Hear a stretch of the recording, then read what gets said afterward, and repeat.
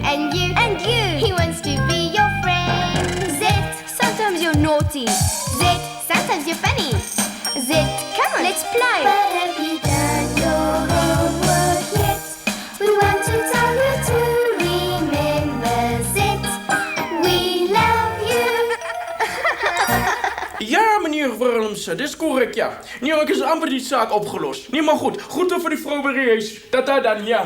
Oh, daar zijn nog net één leidraad, ja. Hi, hallo, maats. Kom in. Julle is net betyds.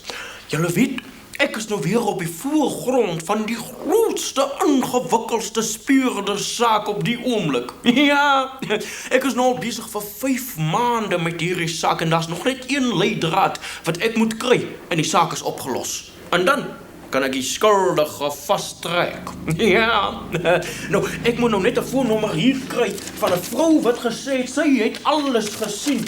Ja, hier is dit. Mevrou Beauty Mabuza, dis reg, ja. Dis nou die vrou wat blijkbaar alles gesien het, ja. Hallo? Hallo, kan ek asseblief met mevrou Beauty Mabuza praat, asseblief? Ekskuus, wat sê jy? No, I'm phoning in connection with case number 4213. Sorry, you not understand English. Ek bel vir die saak 42. Ekskuus, jy sê waarheen gaan jy? Soontoe. Dus ek gaan nie soontoe. Oh, jy sê jy praat soontoe. Oh, genade. Nee, I don't understand soontoe. Okay, I'll phone you back. Thanks, bye. Mas, wat een panai. Ek het nou nie 'n woord verstaan wat die vrou nou vir my gesê het op die telefoon nie. Sê jy praat soontoe. Soontoe.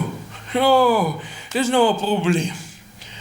Wat gaan ons nou maak? Die enigste vrou wat alles gesien het, praat nou soontoe. En ek verstaan nie 'n woord nie. Oh, soontoe. Hoe gaan ek nou? Hallo, Ziti, hoe gaan dit met jou? Ja. Maar wat verstaan jy dan nou nie, Ziti? Hi, maat. Ag, Ziti, jy behoort mos te weet dat ons 'n reënboognasie is en daar baie verskillende tale in ons land is. En dit is hoekom hulle TV-programme maak in verskillende tale sodat almal kan verstaan. Ai, maar Ziti, 'n mens moet mos eers 'n ander persoon se tong leer voordat jy die taal kan praat. Ja, so van tonge leer. Ek het nou 'n wonderlike idee hier beet. Ek dink is nou weer tyd dat die hele Z-gesing taalklasse moet bywoon. Ja, is dit nie lekker nie? Nou maar kom, dat ons dadelik inligting kry hieroor. Ja, sê ek het 'n nommer hier wat... After all the excitement of leaving Egypt and fleeing from Pharaoh and his soldiers through the Red Sea, here Moses and the Israelites were. And I think he was having a terrible time. They were not at all a strong nation yet. They've been slaves all their lives. They've lost their family pride mostly. There were many people among them who weren't even really Israelites, descendants of Abram and Isaac and Jacob. The moment things weren't going well in the desert, they became very angry with Moses. "Why did you bring us here?" they shouted. "Do you want us to die from hunger and thirst? Come on, you brought us here. You give us water and bread." Moses thought they were going to kill him and Aaron. "Please, God," he said, "please tell me what to do with these people. They are so weak. They want to return to Egypt to be slaves again. I'm sick and tired of them. And I'm afraid, and all that too. Why can't they remember how you brought us from Egypt, the miracles you did, and how you took us through the Red Sea?" But God was quite busy performing an even more amazing miracle.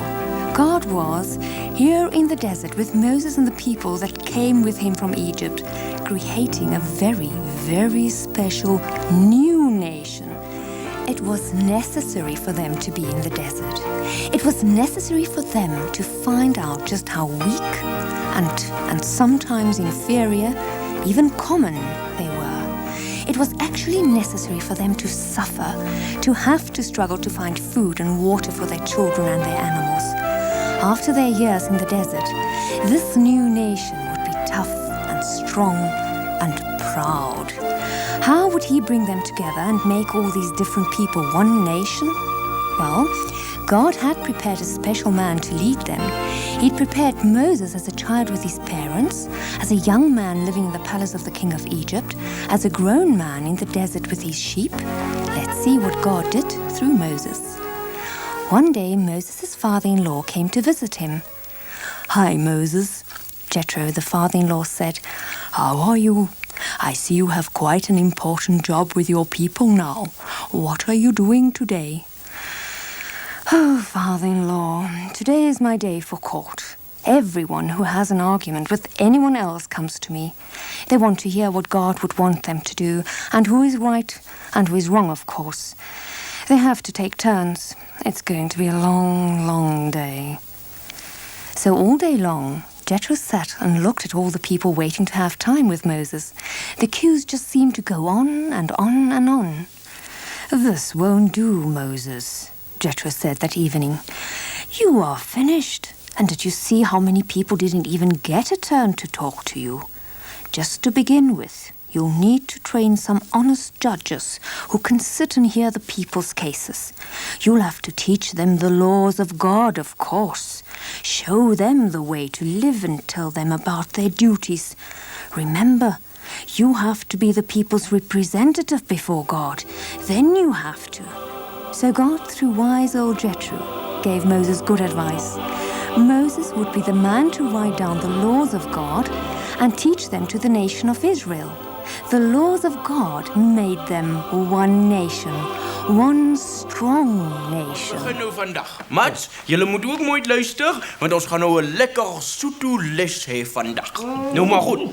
Eerstens sê 'n mens Dumela. Sê dit weer. Dumela. En dit beteken hallo. Skryf dit neer, Zet. Ziet u, skryf dit neer. Dumela. Jy man, wag nou julle. Wag nou. Stilte in my klaskamer, daar's nog baie woorde om te leer. Nou maar goed. Dan sê die persoon. Okay. Okay. Dit beteken hoe gaan dit? And this me and is this Hoe gaan dit? Ja, lekker.